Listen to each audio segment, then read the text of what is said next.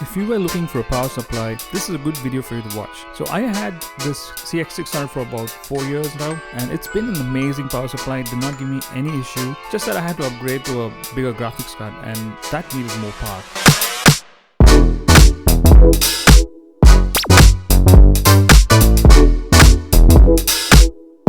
So the CX600 was a 600 watt power supply, bronze plus certified, and this was top of the line among the bronze category of power supplies at that point of time. So I started my hunt for the best power supply I could get. I was looking for 750 watts because I had a 3060. So best thing I did was logged into Google and started looking for, best options. And it wasn't about just buying another power supply. So I wanted to see what differentiates one brand from another, and even the certifications, the gold, bronze, has its own implications, right? It's not about just getting efficiency, which is a big mistake we make. So of course Amazon has a lot of options. They kind of give you detailed inputs about what each power supply offers, but it still isn't enough for you to kind of make a decision. I finalized on the Core Reactor from XPG. It's a 80 plus gold certified 750 watt power supply, available in 650 as well as 850, but I got this 751, and I'll tell you why I got this, and the whole video will kind of give you an idea of why this is one of the best power supplies I got. So this one, of course, is a gold certified power supply, and it's fully modular. I didn't want a fully modular one, but I had to take this because there was no option. This has got some pretty good stuff. It's got Japanese caps, which means they can last for a very long time. And it's got some good amount of protection built in to the circuitry. I was hoping that this was kind of enough for me to run the desktop for another 5 to 10 years. So XPG was one of the brands which I keep hearing about the RAM, but I never heard about the power supply. I did find a few cases as well, the computer cases, but the power supply was something I was having my doubts on, but I did a lot of research, and this came out to be one of the best in terms of price and the features it's offering. So this one's a ATX 2.52 certified power supply, so it isn't really built for the new generation of RTX 4000 series graphics cards. But this is Intel 2.52 certified ATX 12 volt, so it can support some of the newer processors. Has fully modular cables and really good quality. I'll show you in a minute. And it's also got this fluid dynamic bearing fan, which is really quiet, doesn't make any sound. And also, of course, this brand is something new for me too. So let's have a look. This is the box it comes in, and it's a nice red box.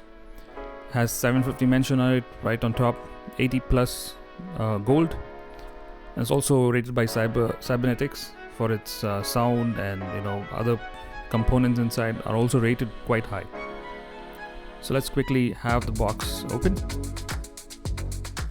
Just want to show you the current configuration. So this one is the 750 watt version, so will deliver about 62.5 amps on that rail. And it's got a single rail system, so which means all the power will be dedicated to that single rail. So let's quickly go ahead and open this box. Nothing much mentioned. I mean, really small text. I hope you guys can see it. So yeah, Cybernetics certified. So the 120mm FDB silent bearing fan. It's got a good 12 volt rail system. Tons of protections provided inside the circuitry, really good, and it does have a lot of compliance, and it's meant to run 247, so that's really nice to hear. So this looks like it's just been taped here, and when you open the box you can see that it says game to the extreme. So I'm just a mediocre gamer. I just use Counter-Strike and sometimes Call of Duty Warfare, as well as maybe Shadow of the Tomb Raider. No hardcore overclocking, just system-based automated overclocking. But I do a lot of video editing. So this is a manual which I got in the box. It looks like it's already been torn apart. I don't know why. There's some sort of a protective foam, and just under that you have the power supply in this pretty basic plastic covering. What I like is this particular case, which says XPG, and all the cables are actually packed neatly into this. The power cord unfortunately was a European plug, so you need to have an adapter for this if you're using it in other regions. This one directly wouldn't give you earthing, so you just make sure that you use a cable which has earthing.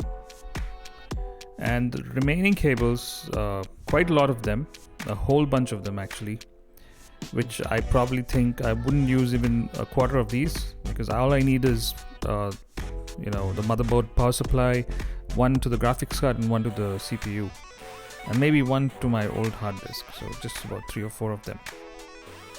Let's see how the power supply looks, and this is incredibly light. It's probably because there are no cables attached to it, but honestly I was really surprised at the weight. It's quite lightweight. Nicely printed graphics here, so gives you a clear indication of what it has inside for you. So those of you like technical stuff can pause this and watch it. So this is a 750 watt version, 80 plus gold, and that's what I wanted to see. So 80 plus gold has its nice implications too, not just efficiency. More on that later. And look at this part over here. This is the modular plugs here, so you can use whichever you want. And there's the FTB fan, supposed to be very quiet, 120 mm. I wish it was a little bigger, but that's all you get. There's also a nice logo there, which is got a plastic thing, which is also there on the CX series. On-off switch at the back, a regular power supply input. You can use any other cord as well if you have, and it just says Core Reactor at the back. So cables, let's have this bag open quickly. So this wouldn't be relevant. I mean, I don't want to just show all the cables. I just want to show you what is unique. Just want to show you the build quality. It's really nicely built. They're all black cables, so no more colors. The 4-year-old cables had these colored wires. So they've also had some sort of labeling done on these. So that kind of helps you understand what cables you're actually having with you and how you want to actually use them. So here are all the cables one by one.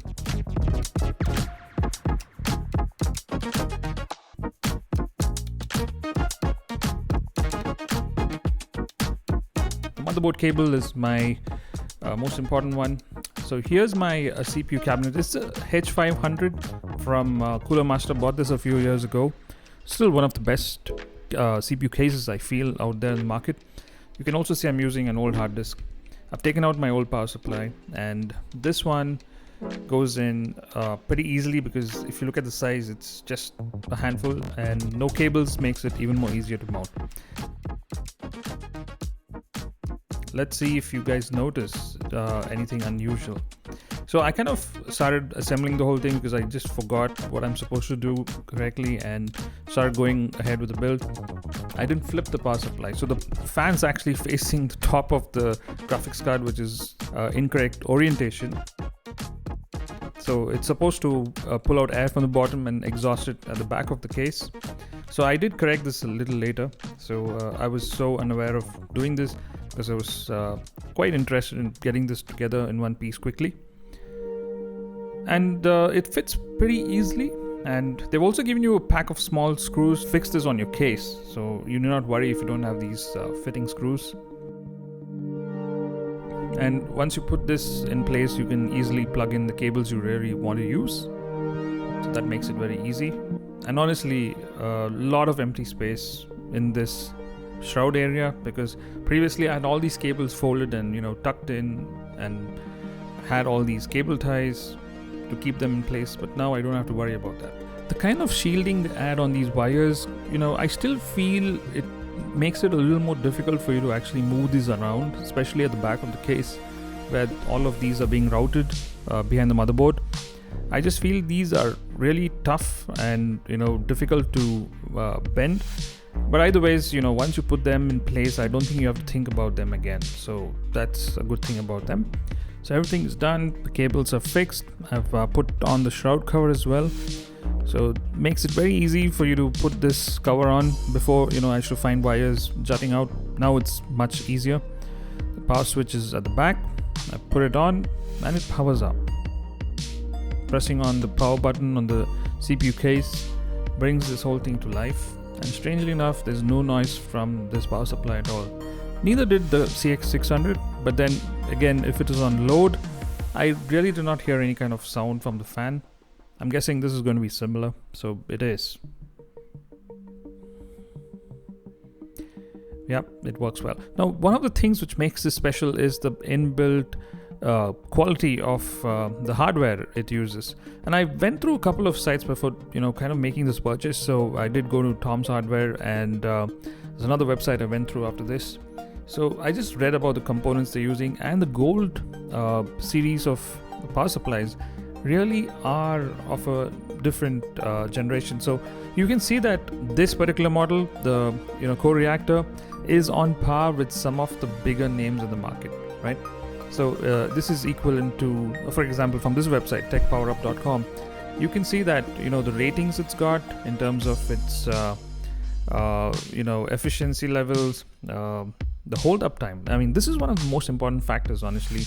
This is basically the amount of time your power supply can hold the power when there's a power loss. And let's say you don't have a dedicated computer UPS, you need to have a very good hold time. If there's that fluctuation, the power supply will be able to hold the power to your CPU. That's really good and really critical. This has got about 22, and this is rated very high.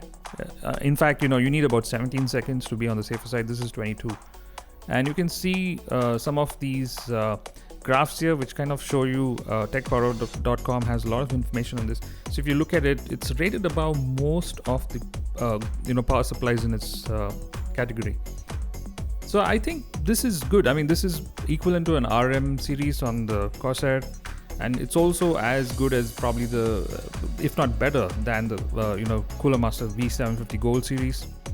And it's also got a 10-year warranty. So that's kind of really I think that's the crux of the whole thing, because they know that this is going to last for at least 10 years or above, and they've given you the warranty based on that. So I think this is a very good power supply if you're looking for something that can last for a long time, has good hold up time, has really good components inside. There's also the Pylon series, which is the bronze series of this same power supply. You can opt for that if you have a low budget, and I think that'll do well too. So that's my short review on the XPG Core Reactor 750 power supply. Hope you liked the video. Please hit the like button, share it with your friends, subscribe for more such videos, and I shall see you in the next one. Thank you so much. Bye.